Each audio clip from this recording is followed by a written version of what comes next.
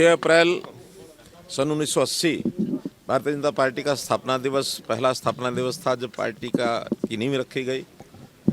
और आज 6 अप्रैल 2023 43 साल का सफ़र भारतीय जनता पार्टी का। बहुत कार्यकर्ताओं ने इस पार्टी को वहाँ से शुरू होकर और आज इस लेवल पर पहुँचाया है। आज दुनिया के सबसे बड़ी लोकतांत्रिक पार्टी ये बनी है। और इस पार्टी ने इतना सफ़र जो तय किया है, समय समय पर बहुत से उतार चढ़ाव भी आए। एक समय था 1984 में मात्र 2 लोकसभा की सीटें थी, और फिर एक समय ऐसा आया कि देश में सबसे बड़ी पार्टी बनकर के पूर्ण बहुमत की सरकार केंद्र में भी, विभिन्न राज्यों में भी, देश के अधिकांश राज्यों में आज मैं कह सकता हूं कि जो हमारी नीतियां थी, जो हमारी पॉलिसी विचारधारा, उसको भारतीय जनता पार्टी की सरकारों के माध्यम से नीचे तक ले जाने के लिए पूरा जो वातावरण बना है, वो यहाँ के एक एक कार्यकर्ता ने जो मेहनत की है उसका ये परिणाम है।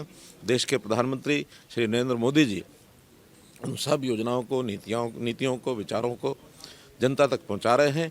खास करके अंत्योदय के भाव से गरीब जनता जो नीडी है, ज़रूरतमंद है, जो वनवासी क्षेत्रों में, ग्रामीण क्षेत्रों में, जातियों के हिसाब से हो चाहे क्षेत्र के हिसाब से हो, जो पिछड़े हुए हैं, उन सबको और एक प्रकार से आगे बढ़ाने के लिए, ऊपर उठाने के लिए निरंतर प्रयत्न भारतीय जनता पार्टी की सरकारें कर रही हैं।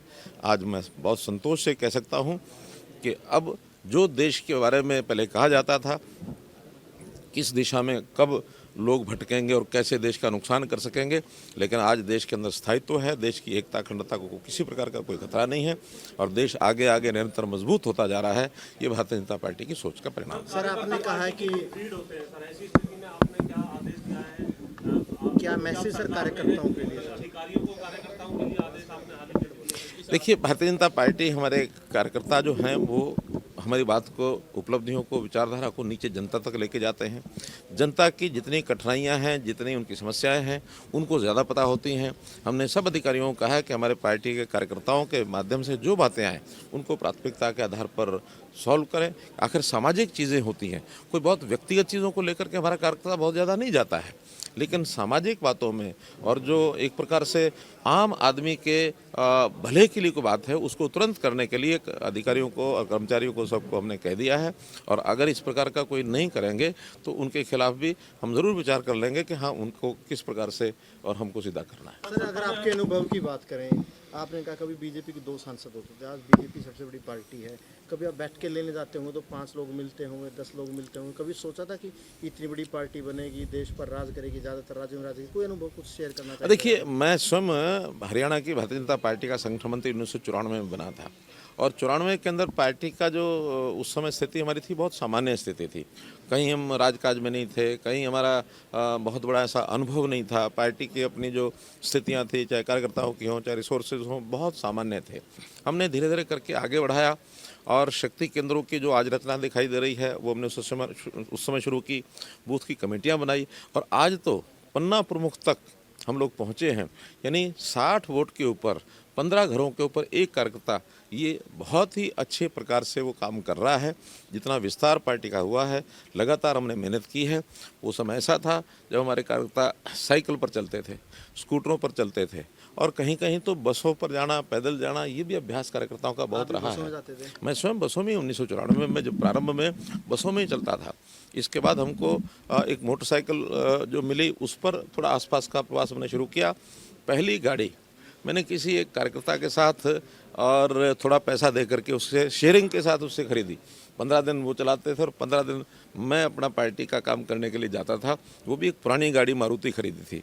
हमारे पार्टी के अध्यक्ष होते थे श्री रमेश जोशी। उस समय हमने बैंक से लोन लेकर के वो गाड़ी ली। तो ऐसी स्थितियाँ उस समय थी, लेकिन आज कार्यकर्ता, जनता सब सहयोग कर रही है। आज हमको कोई कठिनाई नहीं है। आज हमारे जिलों में कार्यालय बन गए हैं, सब जिलों में विधिवत तरीके से काम चलता है। टेक्नोलॉजी का सहारा हमने बहुत लिया है। आज भी प्रधानमंत्री जी ने आह्वान किया है कि टेक्नोलॉजी के माध्यम से हमको जनता तक पहुंचना भी चाहिए, सारा डाटा इकट्ठा रखना चाहिए और टेक्नोलॉजी का उपयोग करना चाहिए, जो भरपूर हर कार्यालय में कर रहे हैं। आज ही एक दूसरा अवसर भी है, हनुमान जयंती का पर्व है। हनुमान जयंती के अवसर पर भी मैं आपके माध्यम से हरियाणा की जनता को बहुत बहुत बधाई और शुभकामना देता हूँ। हनुमान जी भी आखिर जो विचारधारा हम लेकर चल रहे हैं, हनुमान जी की भी आखिर उसी प्रकार की एक दृष्टि, उसी प्रकार का, जैसे कहा जाए कि दुष्टों का नाश करने में हनुमान जी का नाम आता है। हम भ्रष्टाचारियों के विरुद्ध जो कुछ करते हैं उसमें हम भी उसी काम में लगे हैं जिस काम में हनुमान जी लगे थे। इसलिए हनुमान जी की जयंती पर बहुत बहुत शुभकामनाएं। आज चौधरी देवीलाल जी की भी पुण्यतिथि है, उनको भी मैं श्रद्धांजलि अर्पित करता हूं। कई बार ऐसा होता है पुराने कार्यकर्ता जो है, जो इन्होंने पूरा जीवन दिया पार्टी को सीखने में, कई बार नए कार्यकर्ता सत्ता के साथ आते हैं तो वो ओझल महसूस करते हैं अपने आप को, उनके लिए क्या संदेश? नहीं, ऐसा नहीं है। हम अपने पार्टी के पुराने कार्यकर्ताओं का सम्मान करते हैं और हमेशा मिलने जुलने का क्रम हमारा जारी रहता है। विशेष तौर पर कई बार कार्यक्रम भी ऐसे किए जाते हैं जब ऐसे पुराने कार्यकर्ताओं को हमारा मिलना जुलना बराबर रहता है। हमारे यहाँ प्रबुद्ध नागरिक प्रकोष्ठ, वरिष्ठ नागरिक प्रकोष्ठ, ये सब पार्टी में बने हुए हैं। और हमने तो समाज में भी जो ऐसे वरिष्ठ जन हैं, पार्टी का विषय नहीं है लेकिन समाज में वरिष्ठ जन हैं जिन्होंने पूरा जीवन इस समाज के अंदर किसी न किसी रूप में योगदान किया है, ऐसे लोगों की संभाल करने के लिए अपनी व्यवस्थाएं हमने बनाई हैं। और इनको संभालने के लिए उनके घरों में जाने का भी हमने ड्यूटी लगाई है कि लोगों के घरों में जाके महीने में 2 महीने में एक बार घर में होकर आया करें। नमस्कार, मैं हूं मानक गुप्ता। अगर आपको हमारा ये वीडियो पसंद आया हो तो इसे लाइक और शेयर जरूर करें। और हां, हमें सब्सक्राइब और फॉलो करना ना भूलें ताकि आप देश और दुनिया की कोई खबर मिस ना करें। तो जुड़े रहिए हमारे साथ और देखते रहिए न्यूज़ 24।